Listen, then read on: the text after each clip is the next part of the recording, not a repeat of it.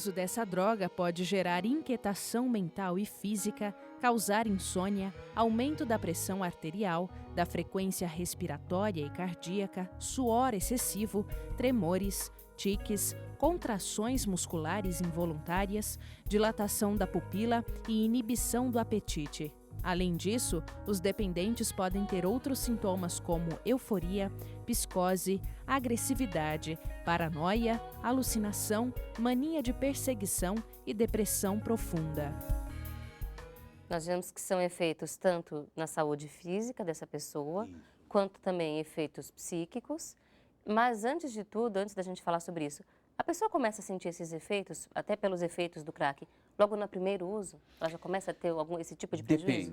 Depende. Não sempre, mas assim, na verdade, o crack, assim, por ser um derivado de cocaína e tal, é uma droga, inicialmente, que o efeito seria euforizante, né, de euforia, quer dizer, então, são drogas que mexem com uma coisa no corpo que é a dopamina, se chama dopamina, que é uma substância predominantemente estimulante.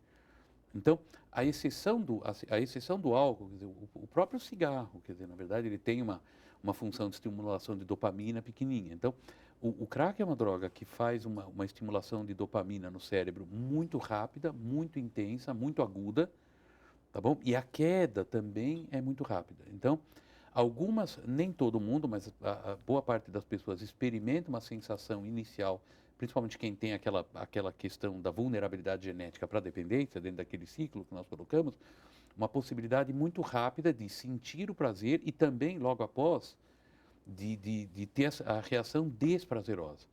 Então, a característica da dependência, da pessoa querer usar mais, não é só porque, vamos dizer, se ela obteve um prazer indescritível, porque também o desprazer que vem depois é muito grande. É tão grande que ela quer sair daquela sensação. Exatamente. Porque se fosse algo só que dá prazer e que não tivesse nenhum outro risco, né? Quer dizer, é a pergunta que a gente faz para um dependente, às vezes, por que você usa? Ele diz assim, porque é muito gostoso. Né? A primeira resposta que ele faz, até porque ele anula toda essa parte dos efeitos devastadores até a hora que ele começa a apresentar. E mesmo assim, quando ele começa a apresentar, em geral, não é um sinalizador para que ele pare. Já no crack, a dificuldade de voluntariamente tentar parar, a dificuldade é muito maior. A gente percebe que... Pelo efeito, e o efeito psíquico, né? Isso foi apresentado, que é muito importante. Por exemplo, o efeito da alucinação, da depressão, ele vem muito mais na fase de desprazer do que de prazer.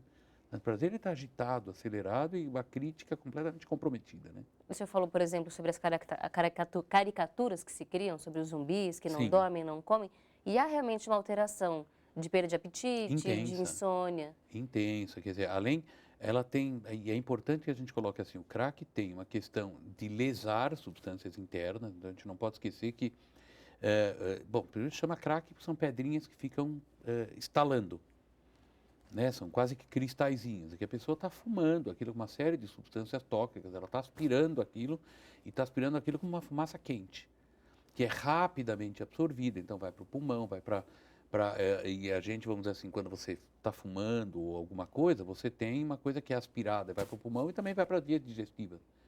A gente engasga porque está tudo muito junto, né? Então aquilo também vai para o aparelho digestivo e vai lesando mucosas, vai lesando paredes. Por onde passa, vai trazendo lesões. Vai causando progressivamente lesões. O corpo tenta se defender, mas aquilo vai piorando. Então você tem alterações, vamos dizer assim, funcionais e você tem coisas físicas que podem ficar permanentemente. Né, alterações de parede do estômago, do intestino, de pulmões, de rim, de fígado, né?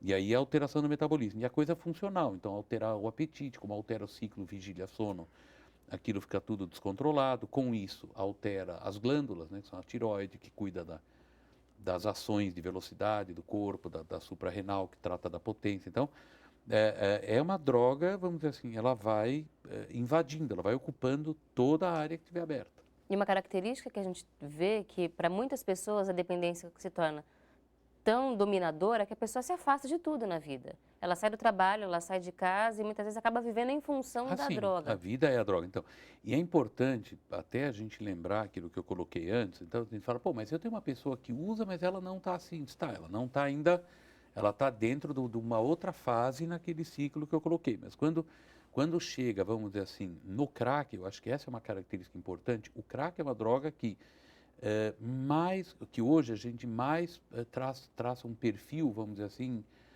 que as pessoas, o estado em que as pessoas ficam, né? Que a gente vê até muito mais do que para algumas outras drogas. Quer dizer, a alteração é muito visível muito rapidamente, com o emagrecimento, com viver em função da droga, com o que a gente chama de estreitamento de repertório. Quer dizer, então o discurso e o repertório de vida estão só focados naquilo. Tudo é feito em função daquilo, o uso ou a necessidade, ou até os atos violentos da pessoa que precisa, porque ela quer e tal, né? Ou das famílias desesperadas, estão sempre ligados àquele repertório que se estreitou a vida das pessoas. Se Aí entram resume aqueles 9, praticamente. virou só viver em função de qualquer coisa ligada ao crack.